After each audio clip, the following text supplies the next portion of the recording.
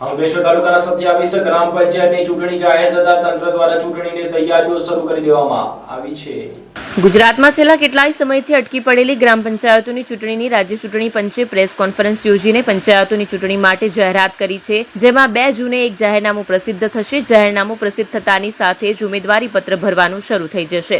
9 જૂને ઉમેદવારી પત્ર ભરવાનો અંતિમ દિવસ રહેશે, જ્યારે 11 જૂને ઉમેદવારી પરત ખેંચવાનો અંતિમ દિવસ રહેશે। 9 જૂને ઉમેદવારી પત્ર ભરવાનો અંતિમ દિવસ રહેશે, 10 જૂને ઉમેદવારી પત્રની ચકાસણી, 11 જૂને ઉમેદવારી પરત ખેંચવાનો અંતિમ દિવસ, 22 જૂને મતદાન યોજાશે અને 25 જૂનના રોજ પરિણામ જાહેર કરાશે। ગ્રામ પંચાયતોની ચૂંટણી જાહેર થતા જ આદર્શ આચાર સંહિતા લાગુ થઈ ગઈ છે। રાજ્યમાં પંચાયતોની બેલેટ પેપરથી ચૂંટણી યોજાશે, ત્યારે અંકલેશ્વર તાલુકાની 27 ગ્રામ પંચાયતોની જાહેર થયેલ ચૂંટણીને લઈ તાલુકાનું વહીવટી તંત્ર સજ્જ બન્યું છે। અંકલેશ્વરના મામલતદાર કરણસિંહ રાજપૂતે ચૂંટણીને લઈ કર્મચારીઓ સાથે તાલુકાની 27 પંચાયતોમાં સરપંચની 18 બેઠકો અને 166 વોર્ડના સભ્યો માટે મીટિંગ યોજી તમામ તૈયારીઓ શરૂ કરી છે। આ ચૂંટણીમાં 69 મતદાન મથકો, 138 મતદાન પેટી, 7 જેટલા ચૂંટણી અધિકારીઓ, 375 પોલિંગ સ્ટાફ અને 150 જેટલા પોલીસ સ્ટાફની નિમણૂક કરવામાં આવી છે। 27 પંચાયતોમાં 29,865 પુરુષ મતદારો અને 28,541 મહિલા મતદારો પોતાના મતાધિકારનો ઉપયોગ કરશે, ત્યારે પંચાયતની ચૂંટણીને લઈ વહીવટી તંત્ર સજ્જ બની તમામ તૈયારીઓ પૂર્ણ કરી છે।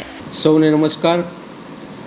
રાજ્ય ચૂંટણી આયોગ ગાંધીનગર તરફથી તારીખ 28/5/2025ના રોજ સરપંચની ચૂંટણી માટે જાહેરનામું પ્રસિદ્ધ કરવામાં આવેલ છે।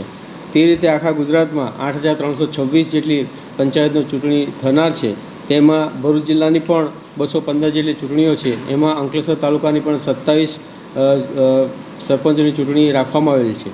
આ ચૂંટણી જાહેરનામું બહાર પાડવાની તારીખ 2/6/2025 છે અને છેલ્લી તારીખ 9/6/2025 છે અને ફોર્મ ચકાસણીની તારીખ 10/6/2025ના રોજ ફોર્મ ચકાસણી થશે અને પરત ખેંચવાની તારીખ 11/6/2025 છે અને મતદાનની તારીખ 22/6/2025 અને રવિવારના દિવસે રાખવામાં આવેલ છે અને તેની મતગણતરી તારીખ 25/6/2025ના રોજ રાખવામાં આવેલ છે।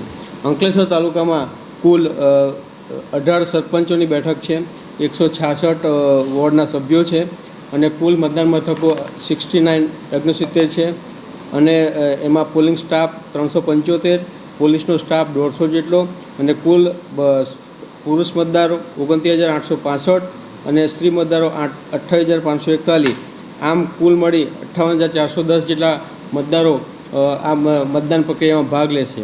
આપના માધ્યમથી જણાવું છું કે આ સરપંચોની એ પાયાની લોકશાહીની એક આધાર સ્તંભ છે। તેમાં 100% મતદાન કરો એવી મારી નમ્ર મતદારોને નમ્ર અપીલ છે।